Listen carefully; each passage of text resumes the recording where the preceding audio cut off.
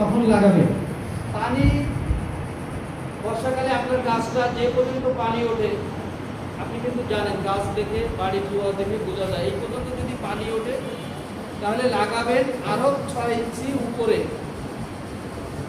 গাছ আমরা বর্ষাকালে লাগাই, চুই ঝাল বর্ষাকালে লাগানো যাবে না, তারপরেও যেহেতু 100 জন লোক দিয়েছি দিচ্ছি। এখন যে লাগাবেন মারা যাওয়ার সম্ভাবনা বেশি। যদি আমার নিয়মটা ফলো করেন, এই পর্যন্ত পানি ওঠে, তাহলে আপনি এই পর্যন্ত মাথা করবেন। চুই ঝাল গর্ত করে লাগানো যায় না। আমরা গর্ত করে যদি গাছ লাগাই, এই যে গর্ত করলাম, 20 কেজি মাটি উঠালাম, গাছ লাগানোর পরে দেখা গেল 10 কেজি মাটি ঢুকলো, 10 কেজি বাইরে রয়েছে, তাহলে ওই 10 কেজির জায়গা কে নিছে? বাতাস নিছে। যখনই বৃষ্টি হয় ওটা কলসের মতো হয়, ওই ফাঁকা জায়গাতে পানি হয়, চুই ঝাল মারা যাবে। পানি হচ্ছে চুই ঝালের মহাশত্রু। সাধারণ মাটিতে চুই ঝাল হয় না, এঁটেল মাটিতে চুই ঝাল হয় না, বেলে মাটি বা বেলে দোআঁশ মাটি লাগবে। এই বেলে মাটি আপনি মাথা গাছের গোড়ায় লাগাতে নেই। আমি যদি ঠিক গাছের গোড়ায় লাগাই, এই গাছ দিয়ে জুন জুলাই আগস্টে 3 মাসে কয়েক টন পানি পড়বে, ওই পানি পড়েই গাছ নেই। গাছ থেকে 1 ফুট 2 ফুট 3 ফুট গাছ যত চওড়া তত দূরে লাগাবে। 50% মাটি, 45 ভাগ জৈব সার, যে কোনো জৈব সার। আমি জৈব সারের ব্যাখ্যা দিতে গেলে সময় লাগে। জৈব সার বোঝেন, রাসায়নিক সার বাদে যা হয়। জৈব সার 45 ভাগ, 5 ভাগ বালু, সুরকি, রাবিশ। এই বালু, সুরকি, রাবিশ কেন? যাতে বৃষ্টি হলে বালু, সুরকি, রাবিশে কাদা না হয়।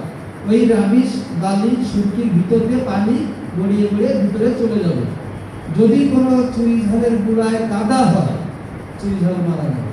এই জন্য পান বরজের ভিতরে যদি ঢুকে দেখবেন, এদের পিঠটা পিচের রাস্তার মতো, অর্থাৎ 2 পাশে পানি গড়িয়ে চলে যাবে। আর বরজ কেন দেয়? 50% পানি যাতে ঢুকতে পারে। সব পানি ঢুকলে পান প্রচন্ড রোগ ধরবে। আর বরজ কেন দেয়? ছায়া যাতে পছন্দ করে, অর্ধেক ছায়া অর্ধেক রোদ পায়। আচ্ছা, আমি পরের প্রশ্নে যাই।